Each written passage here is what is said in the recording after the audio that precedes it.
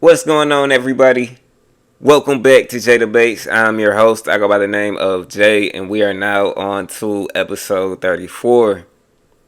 Whatever platform you're on, make sure you're showing love. Like, comment, subscribe, follow, review, hit the notification bell, get notified, all that. Looking at this episode, the topic, the question for episode 34 is: should Steph Curry leave the Warriors? Again, should Stephen Curry leave the Golden State Warriors? Four-time NBA champion and top two all-time point guard Steph Curry is nearing the end of his career on a Warriors team that is the third oldest in the entire league and has entered rebuild mode after failing to pick up Paul George or any other star in the offseason.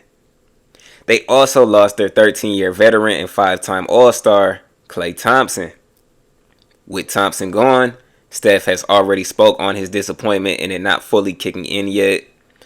Despite the Warriors adding the sharpshooting Buddy Hield, he clearly will not replace a player who was a huge piece of this offensive system, had 13 years worth of built chemistry with Curry and the Warriors staff, and was a reliable defender for guarding opposing teams' best players.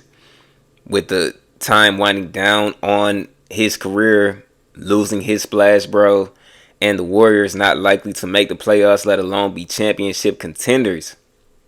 Is it time for Stephen Curry to make a move and leave Golden State? Let's discuss why he should and shouldn't leave and make a decision. Starting off with why he should leave. Curry is currently 36 years old and will turn 37 this upcoming season. Though you never know how long he has left due to these stars achieving ridiculous levels of longevity, looking at him, looking at KD, looking at LeBron, for example, it is realistic to think that Steph has about 2 to 3 years left before retiring. If he wants to win another championship before he retires, it's highly unlikely it will happen on Golden State. Unless this team can miraculously land another star player via trade or free agency in the next season, the potential for another ring is virtually zero. Curry even said when asked about playing the rest of his career with the Warriors, and I quote, "I want to win," and that winning is always a priority, end quote. Last season, the Warriors finished with a record of 46-36, 10th in the West. This record is their third worst in their last 10 82-game seasons and second worst in their last 10 82-game seasons, with Steph Curry playing more than half the season. Steph's stat line last season was right around where it's typically been for most of his career, so you can't blame him for his team's shortcomings last season. Look at his team. Former number one pick Andrew Wiggins averaged just 13 points after averaging at least 17 points in every season prior on Golden State. Klay Thompson averaged 18 points, but shot an ugly 43% from the field. And you never knew when Draymond Green was due next for another punch, backhand, choke, suplex, or of course, flying knee on the opposing team. Jonathan Kuminga, arguably the second best player on the Warriors last year, was a below average three-point shooter in the 23-24 season. He shot just 32% from behind the arc, missing more than 3 times his attempted three-pointers. To add to this, though Kuminga is a really good player, and he took a big leap last year in his career, his attacking and slashing play style doesn't complement the play style of Curry. When you think about players that absolutely thrived with Steph Curry, you think about guys like Klay Thompson, Kevin Durant, and Jordan Poole. These were all top scoring option guys who could catch and shoot efficiently to maximally benefit off of the space they'd get from Steph Curry commanding the defensive attention of opposing teams. Not saying Kuminga and Curry's play styles can't coexist, because clearly they can. And Andrew Wiggins, who has a similar play style to Kuminga, has again been a solid scoring option for most of his time in Golden State. But ultimately, Kuminga being the number 2 guy to Curry is not optimal for this Warriors system that has offensively thrived off of shooting and is ran by the greatest shooter ever. Also, looking forward, Buddy Hield is expected to fill the void that Klay left behind. The issue is that Klay was a 3-and-D player, while Buddy Hield is simply a 3 player. Buddy Hield had a defensive rating of 118.1, the 11th worst defensive rating of all shooting guards in the league. This is pretty bad considering he did not have to guard the opposing team's best player too often. While Klay Thompson's defensive rating of 117.8 isn't much better, Thompson guarded the opposing team's best player far more often than Buddy Hield did, played 4 more minutes per game than Buddy Hield did, and still finished the season with a better rating on defense.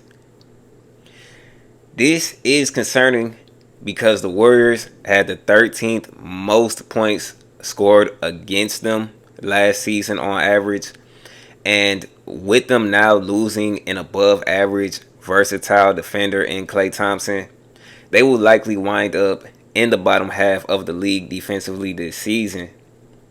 Hield also averaged about 6 less points per game than Klay Thompson did last season, while shooting the same 3-point percentage and gruesome field goal percentage. This shows that Hield was not just a downgrade defensively, but also offensively in terms of scoring. Now, looking at the reasons Steph shouldn't leave Golden State. Starting off, Curry has guaranteed comfort and stability. What I mean by this is this has been his home his whole career. This is where his family and kids live and where he has resided for his last 14 years of his life. There's a lot of value in that from a sentimental standpoint as well as a standpoint on stability. Curry is in one of the most stable organizations in the NBA. Warriors head coach Steve Kerr has been with Golden State since 2014, the 3rd longest active tenure for a head coach in the NBA. We've seen players like Kobe Bryant and Dirk Nowitzki close out their careers with the same teams they started off on, despite these teams not being contenders towards the end of their careers. For someone as obsessed with winning as Kobe was, the clear reasoning behind him retiring a Laker has to do with the factors I just mentioned. Looking at the team, despite not making the playoffs, the Warriors were actually top 10 in the league in team points, rebounds, and assists per game last season. This is incredibly shocking, seeing that they were just 10 games above 500 and again finished 10th in the West. Looking at the roster, though I said that Kuminga's play style is not optimal for this Curry-led Warrior system, I don't doubt that Kuminga could take another huge step forward following the loss of former second option Klay Thompson. Kuminga's ability as the 3rd option to put up 16 a game on 53% shooting and 26 minutes per game is promising for what's to come in this upcoming season. Also, it's very possible that Hield improves his 3-point shooting and overall shooting efficiency since he's now playing alongside Steph Curry, and it's all but guaranteed he will get better looks and more opportunities to display his shooting ability. Their rookie last year, Brandon Podziemski, was one of the few bright spots for them last season too. Podziemski averaged 9 points, 6 boards, and 4 assists while shooting 38.5% from 3. Now, if I butcher his name, just go along with it. Just act like I didn't. That's a very hard name to say out loud. But anyways, though he's just 6'4" and he's a shooting guard and was drafted outside of the lottery in 2023, he did a little bit of everything and was a surprisingly good rebounder. Podziemski was so good that he earned the starting spot over Klay Thompson towards the end of the 23-24 season. And though the Warriors are again the third oldest team in the league, they do have a couple promising young players in Kuminga and Podziemski, and they are expected to get even better in the 24-25 season. While playoff hopes do seem unrealistic for this Warriors team due to them being in the West and downgrading overall as a roster, the stability, established home, and potential of his younger teammates to have breakout seasons may be convincing enough to keep Steph Curry in the Bay Area.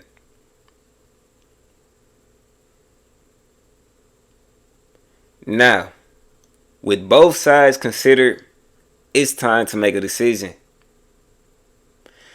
In the case of whether or not Steph should leave Golden State, I must say he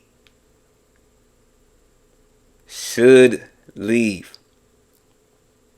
Steph's old NBA age doesn't allow him the time needed for his Warriors team to fully rebuild. Though you never know what can happen, I believe they will be an above 500 team again, but not a contending team. If Curry wants to win another championship, he should consider joining a team that is already a contender, has shooters, and needs a point guard. Optimal teams would be the Miami Heat and Phoenix Suns, but the NBA fan in me would love to see Curry play with LeBron on the Lakers and see them both win a ring towards the end of their careers. Not a realistic ending, but you never know what can happen when you put something out into the universe. So there you have it. The verdict is in. I thank you all for listening to the very end. Like, comment, subscribe. I don't care what platform you're on. Check out jadabase.com for clothing and merch. Make sure you're being notified. Hit the notification bell. And stay tuned for more episodes. This is Jada Bates, and I'm out.